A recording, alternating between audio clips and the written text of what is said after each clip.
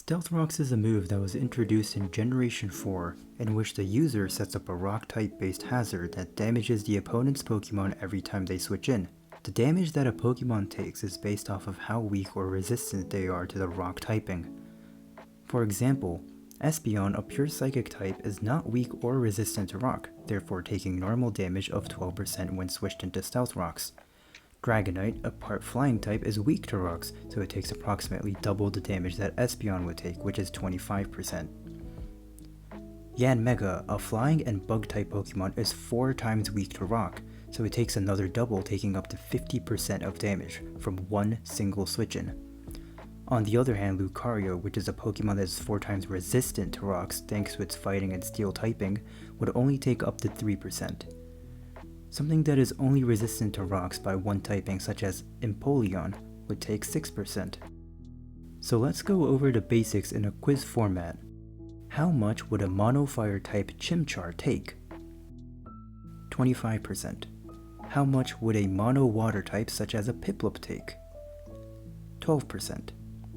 How much would a Ground type like Diglett take? 6%. Now here's a tough one. How much would Scizor, a dual typing of Bug and Steel, take? The answer is 12%, because the weakness and resistance of the two typings cancel out and make it normally take rocks, which is 12%. So now that we learn what Stealth Rocks do and how they impact Pokemon, how do we get rid of it? I mean, it would be bad if our Pokemon take a lot of damage every single time they switch into battle, right? Well, there's multiple ways. First is the move Defog. This removes both sides of hazards, including the Stealth Rocks you set up as well. Sometimes the sacrifice of getting rid of your own rocks to get rid of your opponent's rocks is important because your team might have Pokemon that are overall more weak to rocks than the opponent.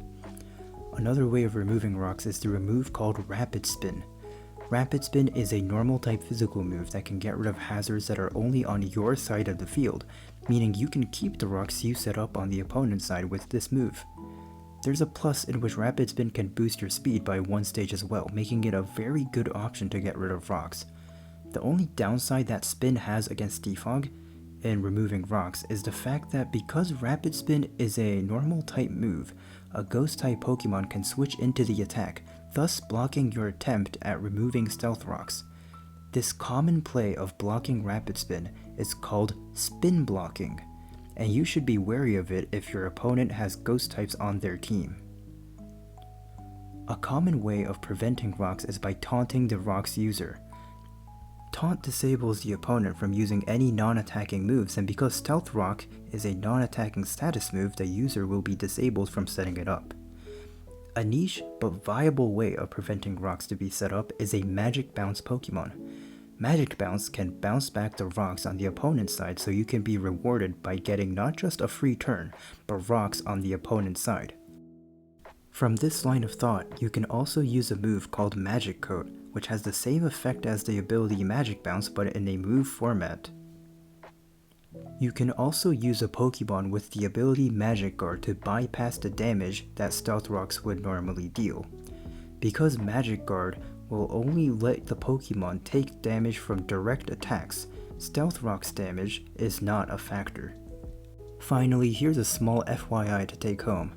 Good players in OU would want to desperately set up rocks against opponents with the Pokemon Dragonite.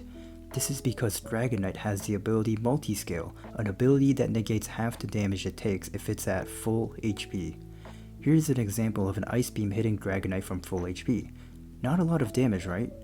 Here's the same interaction if rocks are up. Because Dragonite isn't full HP anymore from the rocks damage, its Multiscale ability is inactive, letting it take a normal amount of damage, resulting in a KO. Leave a like and subscribe if you want to learn more about competitive Pokemon. And peace.